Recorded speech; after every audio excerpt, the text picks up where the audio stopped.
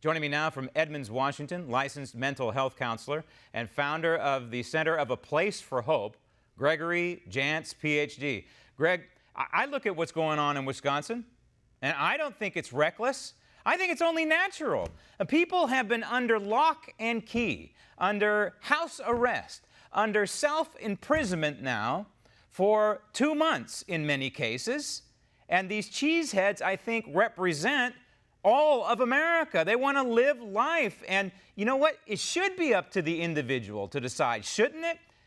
If they want to take a, quote, risk, go ahead and do so. This is America. And it's not infecting other people. If these folks want to stay home, they can stay home.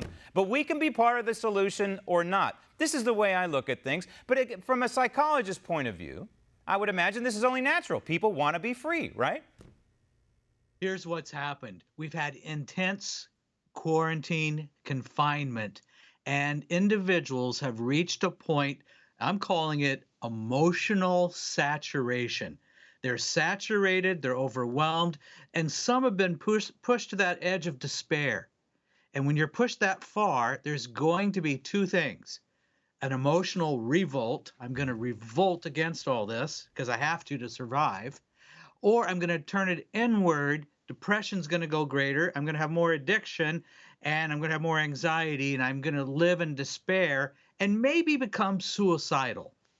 You basically described the thesis of 1984, right? The George Orwell book. Here you have a guy who is resisting and resisting and resisting. In the end, he capitulates. And this is basically the binary choice for Americans, right?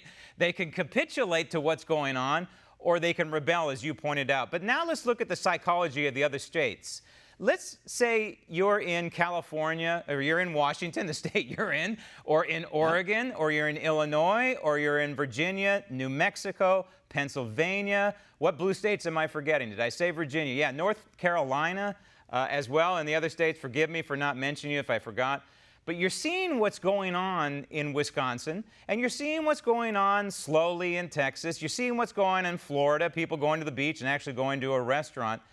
Is this going to be infectious, or are there going to be people, especially in states like California, who have just sold their soul to the leadership there, who are going to be pointing their finger at these people and saying, hey, you're going to die, you people are foolish? Are we going to see a little bit of both? I think we are. And this is really, there's a psychological response that's going to be happening because fear has been contagious and people run in herds with fear. So now we've been afraid, we've run in herds, we all gathered up. But after a while, we have a chance to sort this out. And courageousness is contagious. We have some individuals standing up and going, oh, wait, something's wrong with this. And they begin to stand up and they're courageous. Maybe an example could be Elon Musk. Right, okay. Right. So, but we're having more of this. In Washington State, we have barbers. We have people who are standing up and saying, hey, there's a problem with this now. I went along with this for so long, but now it demands a different response. I think we're going to see more of that.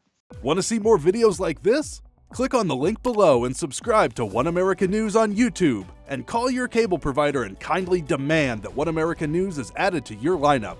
Call and subscribe today.